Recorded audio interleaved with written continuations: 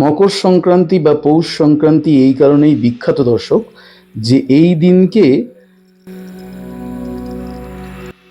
ভগীরথ অর্থাৎ সগর রাজার বংশধর তার পূর্বপুরুষদের অভিশাপকে কাটানোর জন্য মা গঙ্গাকে মর্তে ডেকে এনেছিলেন, যে কারণে ভাগীরথী গঙ্গা বলা হয়।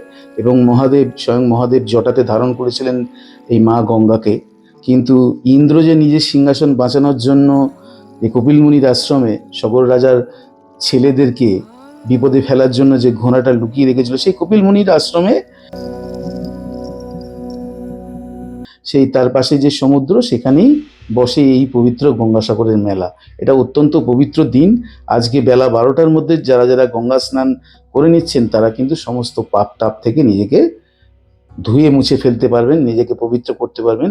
এটাই চলে আসছে চিরকাল ধরে মকর সংক্রান্তি বা পৌষ সংক্রান্তির পবিত্র উৎসব।